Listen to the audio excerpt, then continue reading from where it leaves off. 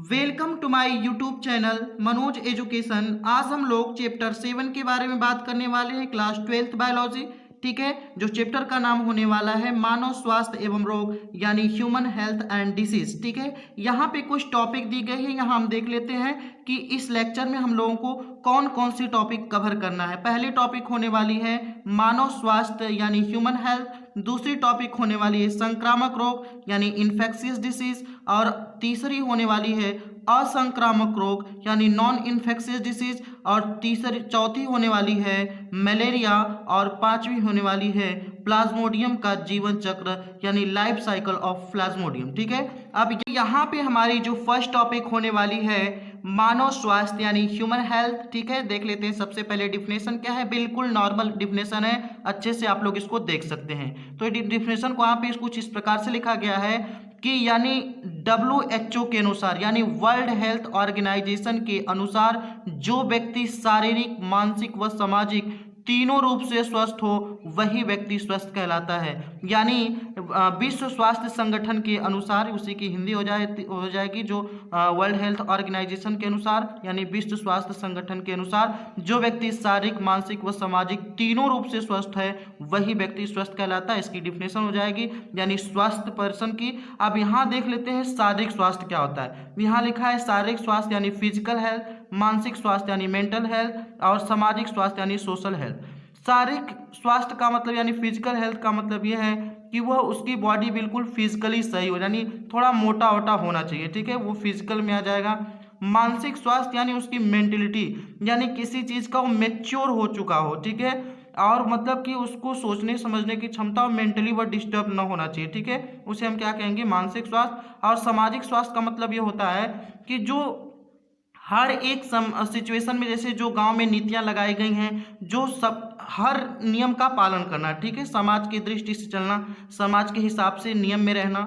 ठीक है, सामाजिक स्वास्थ्य। तो WHO के अनुसार जो व्यक्ति शारीरिक, मानसिक व सामाजिक यानी फिजिकल, मेंटल, सोशल तीनों से अगर स्वस्थ है वही व्यक्ति हेल्थी कहलाता है। ठीक है, डिफिनेशन कुछ इस प्रकार से आप देख सकते हैं। अब हम देख लेते हैं नेक्स्ट टॉपिक। यहाँ पे हमारी जो सेकेंड टॉपिक आने वाली है वो है संक्रामक रोग यानी इन्फेक्शियस डिसीज। देखिए डिफिनेशन कुछ इस प्रकार से है, वे रोग जो एक संक्रमित व्यक्ति से स्वस्थ व्यक्ति में फैलते हैं उसे हम क्या कहते हैं, संक्रामक रोग कहते हैं। ठीक है, यानी इन्फेक्शियस डिसीज कहते हैं। तो क्या है कि वे रोग जो एक संक्रमित व्यक्ति से स्वस्थ व्यक्ति में फैल जाते हैं। जैसे आपका कोई साथी है, पार्टनर है, और आपके साथ में रह रहा है, अब उसको जुकाम हो गया, हम एग्जांपल में लिखे भी हैं जुकाम हुआ है। अब क्या हुआ कि एक बार वो छींक दिया आपके ऊपर, तो उसकी वजह से उसकी वायरस आपके अंदर चले गए। ठीक है, जिसकी वजह से क्या हुआ, रेट्रोवायरस आपके बॉडी के अंदर चले गए, आपको संक्रमित कर दिया। यानी आप उस व्यक्ति से आप में आया तो क्या हुआ, संक्रमित हुए उससे ना। तो वही डिफिनेशन है कि आप तो स्वस्थ थे लेकिन वो अफेक्टेड था, तो हो गया। तो यहाँ एग्जांपल ही लिखा गया है जुकाम और टीबी। जुकाम में क्या होता है कि उसमें रेट्रोवायरस होते हैं जो कि मतलब एक पर्सन से दूसरे पर्सन में आसानी से संचरित हो जाते हैं। यहाँ टीबी, ट्यूबरक्लोसिस फुल फॉर्म होगा। ठीक है, माइकोबैक्टीरियम द्वारा टीबी होता है। ठीक है, अब ये भी अगर टीबी वाला पर्सन अगर मास्क का यूज नहीं किया तो आपको ग्रसित कर सकता है। ठीक है, तो इसकी डिफिनेशन कुछ इस प्रकार से एग्जांपल ये हो जाते हैं। आपको आशा करते हैं कि क्लियर हो गया होगा। अब हम देख लेते हैं असंक्रामक रोग। असंक्रामक यानी नॉन इन्फेक्शियस डिसीज, यानी इसकी डिफिनेशन कुछ इस प्रकार से हो जाएगी, वे रोग जो एक संक्रमित व्यक्ति से दूसरे व्यक्ति में नहीं फैलते। वे रोग जो एक संक्रमित व्यक्ति से दूसरे व्यक्ति में नहीं फैलते उसे असंक्रामक कहते हैं। ठीक है, उसको हुआ रहेगा लेकिन उसके साथ रहने से आपको कोई अफेक्ट नहीं होगा, केवल उसी को हुआ रहेगा, तो उसे हम क्या कहेंगे, असंक्रामक रोग। ठीक है, यानी नॉन इन्फेक्शियस डिसीज, यानी एग्जांपल में कैंसर। ठीक है, जैसे कैंसर किसी को हो गया है तो उसके साथ आप रहिए, सोइए, खाइए, कुछ आपको अफेक्ट नहीं होने वाला है क्योंकि वह संचरित होने वाला रोग है ही नहीं। ठीक है, अगर जुकाम, टीबी ये सब रहेगा तो आपको अफेक्टेड हो सकते हैं, आपको होने की संभावना हो सकती है। अब यहाँ पे हम देख लेते हैं थोड़ा सा स्वास्थ्य को प्रभावित करने वाले कारक, यानी एक स्वस्थ व्यक्ति को प्रभावित करने वाले कारक कौन कौन से होते हैं। सबसे पहले लिखा गया है संक्रमण। ठीक है, संक्रमण किस किस के द्वारा हो सकता है। सबसे पहले हमने लिखे हैं वायरस, बैक्टीरिया आदि। ठीक है, वायरस, बैक्टीरिया आदि क्या होते हैं जो आपको संक्रमित कर सकते हैं। मैंने बताया रेट्रोवायरस जो जुकाम में होता है आपको संक्रमित कर रहा था।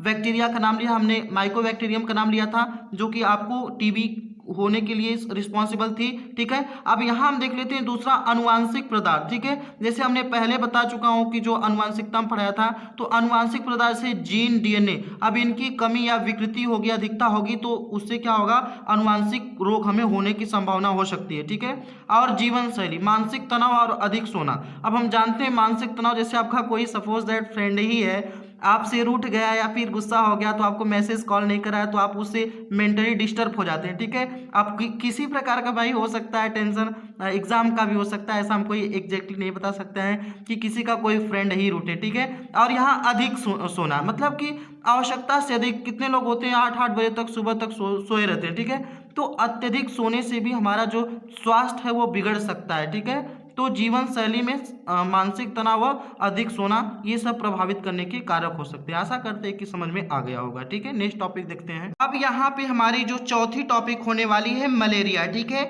आप देखते हैं, हम जानते हैं कि जो मलेरिया जो डिसीज होती है वो फीमेल मॉस्किटो के बाइट करने की वजह से होती है, यानी मादा एनाप्लिस मच्छर के काटने से मलेरिया होती है। आप नॉर्मल सब लोग जानते हैं। यहाँ हम सबसे पहले डिफिनेशन इसकी देख लेते हैं, इसके नॉर्मल इंट्रोडक्शन देख लेते हैं, बाद में हम इसके अभी जस्ट हम लोग देखेंगे कि इसके लाइफ साइकिल्स क्या होते हैं। ठीक है, तो यहाँ देख लीजिएगा, सबसे पहले कारक क्या दिया इसमें, तो फैक्टर्स क्या होते हैं, मलेरिया प्लाज्मोडियम नामक प्रोटोजोआ द्वारा फैलता है। इसकी 4 जातियां मनुष्य में मलेरिया रोग फैलाती है। ठीक है, प्लाज्मोडियम के द्वारा मलेरिया होता है, लेकिन मलेरिया को एक व्यक्ति से दूसरे में फैलाने का काम, वहाँ का काम फीमेल मॉस्किटो करती है। तो इसकी प्लाज्मोडियम की 4 जातियां हैं जो हमें क्या करती हैं, मलेरिया रोग फैलाने का मतलब फैलाती हैं। ठीक है, यहाँ देख लीजिएगा, चारों जातियों का नाम दिया गया है। पहला है प्लाज्मोडियम वाइल्डवैक्स, दूसरा है प्लाज्मोडियम आवेट, और तीसरा है प्लाज्मोडियम मैसेलेरी। ठीक है, और चौथा जो होने वाला है प्लाज्मोडियम फैल्सीफेरम। ठीक है, ये 4 जातियां हैं, स्पीसीज हैं जो मलेरिया रोग फैलाने के कारण है। ठीक है, ध्यान दीजिएगा। अब यहाँ वाहक में क्या लिखा गया है कि वाहक का काम यानी फैलाने का काम कौन करेंगी, मादा एनाफिलीज मच्छर। ठीक है, मादा एनाफिलीज मच्छर जो होते हैं ये इन्हीं के द्वारा एक व्यक्ति से दूसरे व्यक्ति में फैलते हैं। ठीक है, ये क्योंकि यही काटते हैं। अब यहाँ पे देख लेते हैं सबसे पहले प्रभावित अंग, यानी मलेरिया से प्रभावित कौन कौन से ऑर्गन हो सकते हैं हमारे बॉडी में। सबसे पहले यहाँ दिया गया है कि यह यकृत व आरबीसी को प्रभावित करते हैं। किसको प्रभावित करते हैं, यानी हमारे लीवर और रेड ब्लड सेल्स को ज़्यादातर अफेक्टेड करते हैं। कौन, मलेरिया। ठीक है, मलेरिया रोग से। अब यहाँ हम देख लेते हैं कुछ लक्षण यानी सिम्टम्स दिया गया है कि यहाँ दिया गया 48 से 72 घंटे यानी 2 से 3 दिन में कपकपी युक्त ठंड के साथ तेज बुखार का चढ़ना, सिर का दर्द होना, ये सिम्टम्स होते हैं मलेरिया रोग होने के कारण। ये ऐसे यहाँ हमारी जो 5वीं टॉपिक होने वाली है प्लाज्मोडियम का जीवन चक्र यानी लाइफ साइकिल ऑफ प्लाज्मोडियम। ठीक है, अब यह एग्जाम की दृष्टि से बहुत ही मोस्ट इंपॉर्टेंट है, तो आपको इसको एकदम ध्यान से देखना है कि इसकी लाइफ साइकिल कैसे होती है, आपको हम समझाने की कोशिश करते हैं। ठीक है, सबसे पहले देख लेते हैं प्राथमिक पोषी और द्वितीयक पोषी।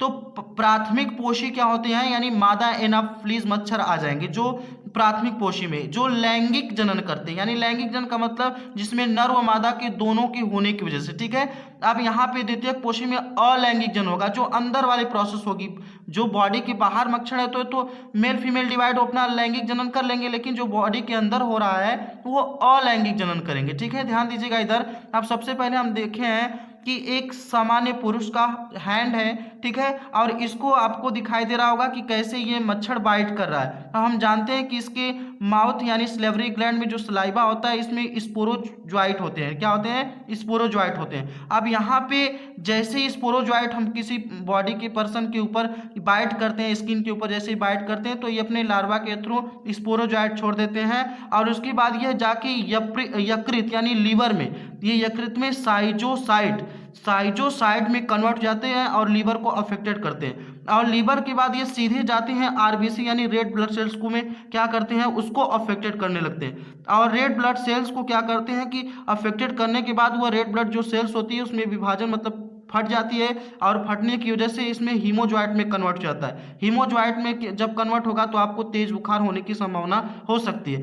अब जैसे ही ये कन्वर्ट हुआ इसमें बहुत सारे फॉलिकल्स हो जाते हैं, यानी जब फटता है तो उसमें मेल फीमेल युग्मक डिवाइड हो जाते हैं। देख रहे हैं यहाँ पे जब इस फटा है तो युग्मक बना है। अब 2 प्रकार के युग्मक बन गए, नर व मादा। अब यहाँ दोनों जब युग्मक मिलेंगे तो युग्मनज बनेगा यानी जाइगोट। अब जाइगोट में जब मेल फीमेल डिवाइड हो गए, अब बताइए जब यहाँ पे युग्मक बन गया अब जैसे ही यहाँ पे युग्मक बन गया तो इस युग्मक को अब जो भी मच्छर यानी मॉस्किटो इसको अब इस पर्सन को काटेगा वो अफेक्टेड हो जाएगा, क्योंकि अब इसके अंदर मलेरिया की साइकिल चल चुकी है, अब इसको हो गया, अफेक्टेड हो चुका है। अब क्योंकि इसकी आरबीसी भी अफेक्टेड हो गई और यकृत भी अफेक्टेड हो गया, तो अब इस पर्सन को अब कोई दूसरी मॉस्किटो जब आके इसको बाइट कर रही है तो अब दूसरी, यहाँ पे लिखा है ये दूसरी मादा एनाफिलीज मच्छर, अब ये जिसको काटेगी, अभी जब जैसे इसको बाइट किया अफेक्टेड पर्सन को, तो अब इसके अंदर मेल फीमेल गैमेट डिवाइड होने की वजह से अब ये वाहक का काम करेगी। अब यही जब मॉस्किटो दूसरे पर्सन को काटती है तो ये आसानी से एक व्यक्ति से दूसरे व्यक्ति में मलेरिया फैल जाती है। ठीक है, देखिए जैसे आरबीसी फटी, आरबीसी में मेल फीमेल गैमेट इनकी डिवाइड हुए और यह मेल फीमेल गैमेट जैसे ही किसी दूसरे मॉस्किटो में जाता है तब अफेक्टेड हो गया वो पर्सन, अब जिसकी वजह से वो मच्छर अफेक्टेड हो गया, अब जिसको काटेगा उसको मलेरिया हो जाएगा। यहाँ पे कुछ बचाव दिया गया, आप देख लीजिएगा। तो यहाँ पे दिया गया है कि बचाव में यानी घर के आसपास साफ सफाई, हम जानते हैं कि घर के आसपास सफाई होनी चाहिए और बरसात का पानी नहीं रुकना चाहिए। यहाँ पे पानी न रुकने का सीधा सा मोटिव ये है कि कोई भी पानी हो सड़ने नहीं देना चाहिए, क्योंकि वहाँ पे जैसे ही पानी सड़कर काला होगा तो वहाँ पे बहुत सारे मच्छर इकट्ठा होते हैं। ठीक है, और सोते समय में मच्छरदानियों का यूज भी करना चाहिए। ठीक है, यहाँ पे इसकी साइकिल है, आप बिल्कुल देख सकते हैं स्पोरोजाइट यकृत आरबीसी को कैसे फटा, हीमोजॉइट में कन्वर्ट हुआ, युग्मक बने, मेल फीमेल डिवाइड हुआ और अब यह पर्सन एकदम पूरा अफेक्टेड हो चुका। अब इस पर्सन को जो मलेरिया मतलब मच्छर काटेंगे वो मच्छर भी अफेक्टेड यानी वाहक का काम करेंगे। अब यह मच्छर किसी स्वस्थ व्यक्ति को काटेंगे तो उसे फैलाने की कोशिश करेंगे। यहाँ पे इसकी क्या हो जाती है, लाइफ साइकिल होती है। आप आशा करते हैं कि आपको क्लियर हो गया होगा। ठीक है, थैंक यू सो मच।